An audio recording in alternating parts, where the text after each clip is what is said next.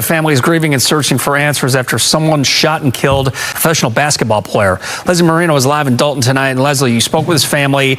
I can only imagine how they're feeling right now. Most people who make it out do not come back to die. They come back to build, to plant roots, to be present for the people who waited for them while they were gone chasing something bigger than the block they grew up on. They come back as proof that it is possible. That the city that raised you does not have to be the city that defines your ceiling. That a kid from the south side of Chicago with a basketball and a dream can play professionally on 6 continents and come home with something to show for it. But sometimes coming home is the most dangerous thing a person ever does. Not because home is dangerous, but because the night does not always know who you are. Because a confrontation outside a lounge on an ordinary Thursday does not pause to ask what you have built or where you have been or what you are worth to the people waiting for you. It just escalates, and then it ends. And then a father is standing outside a medical examiner's office less than 24 hours later, saying the words that no parent should ever have to say out loud. You did not have to kill my son. This could have been resolved. Everybody should have just walked away. Here is the question that family is sitting with right now. What happened between that lounge and that corner that could not be walked away from? Stay with me. Welcome to Crime Cipher. We decode the cases the headlines summarize and the truth the system leaves behind. Subscribe if you are new here. This one does not let go. Dolton sits on the southern edge of Cook County, just outside Chicago. It is the kind of suburb that does not make the news for the right reasons nearly as often as the people who live there deserve. A working class community, families rooted deep, streets where people know each other by name and by history. The Rucker Cigar Lounge on Martin Luther King Drive is the kind of establishment that exists in communities like this everywhere. A place where adults go to decompress after a long week, to sit with people they know, to exist somewhere comfortable without the weight of everything else pressing down for a few hours. On the evening of Thursday, May 21st, 2026, Khapri Alston was at the Rucker Cigar Lounge with his girlfriend. Nothing about that decision required a second thought. Nothing about a Thursday evening at a cigar lounge in your home suburb announces itself as the last decision you will ever make. But somewhere between leaving that lounge and reaching the intersection of East 115th Street and South Martin Luther King Drive, a confrontation broke out. The details of what was said, who escalated it, and what crossed the line that ended the night the way it ended have not been released by investigators. What is confirmed is that by the time it was over, Khapri Alston was on the ground. One person was in custody by the following morning, and a family was identifying a body at the Cook County Medical Examiner's office less than 24 hours after he had walked out of that lounge alive. Before we go any further into what happened that night, you need to understand who Khapri Alston was. Because this case is not just about a confrontation outside a lounge in Dolton. It is about what was lost when that confrontation went the way it went. And what was lost deserves to be named. Khapri Alston was 31 years old. Born July 1st, 1994 in Chicago, Illinois. 6 feet 6 inches tall.